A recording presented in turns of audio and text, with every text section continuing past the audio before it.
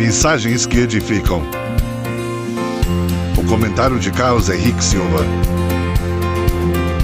Chegamos agora no capítulo 8 do Evangelho de Marcos e nos deparamos com mais uma multiplicação de pães e peixes. Muitas pessoas se perguntam por que os evangelhos são tão repetitivos ou por que a Bíblia se contradiz, mas a verdade é que eles não se repetem e muito menos se contradiz. Os evangelhos nos relatam diferentes ângulos de um mesmo acontecimento para aprendermos mais aspectos relacionados à vida do Senhor Jesus. Vou te mostrar alguns exemplos para que você entenda melhor. Na multiplicação do capítulo 6, os discípulos se preocupam com a multidão que acompanha o Senhor Jesus por um dia. E como o dia fosse já muito adiantado, os seus discípulos se aproximaram dele e lhe disseram: "O lugar é deserto e o dia já está muito adiantado. Despede-os para que vão aos lugares das aldeias circunvizinhas e comprem pão para si, porque não têm o que comer." Marcos capítulo 6, versículos 35 e 36. Aqui no capítulo 8 é o Senhor Jesus que está preocupado com a multidão que o segue há 3 dias. Naqueles dias, havendo uma grande multidão e não tendo o que comer, Jesus chamou a si os seus discípulos e disse-lhes: "Tenho compaixão da multidão, porque já há 3 dias que estão comigo e não tenho o que comer. E se os deixar ir em jejum por suas casas, desfalecerão no caminho, porque alguns deles vieram de longe." Marcos capítulo 8, versículos do 1 ao 3. No capítulo 6 são 5 pães e 2 peixes, e sabendo eles disseram-nos: 5 pães e 2 peixes. Marcos capítulo 6, versículo 38. Aqui no capítulo 8 são 7 pães e alguns peixes pequenos. E perguntou-lhes: "Quantos pães tendes?" E disseram-lhes: 7. Marcos capítulo 8, versículo 5. E tinham também uns poucos peixinhos, e tendo dado graça, ordenou que também nos pusesse diante. Marcos capítulo 8, versículo 7. 5.000 homens foram no capítulo 6, sem contar com mulheres e crianças. Agora no capítulo 8 são 4.000.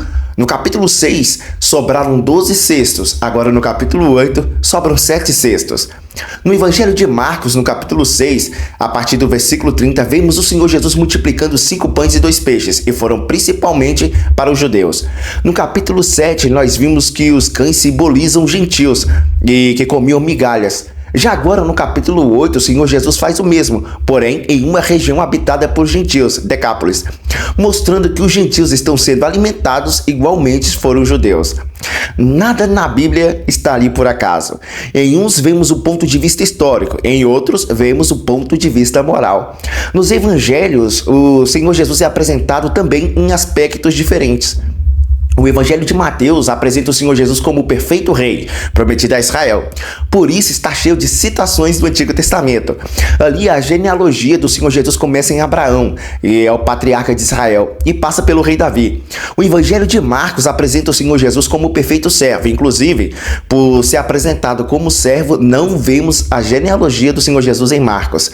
O Evangelho de Lucas apresenta o Senhor Jesus como o perfeito homem, e a sua genealogia é apresentada desde Adão, que foi o primeiro homem. O Evangelho de João apresenta o Senhor Jesus como Deus, Criador, e também não há genealogia. Por ser apresentado como Deus, ele não tem começo e nem fim. Entendeu por que essas histórias parecem ser repetitivas?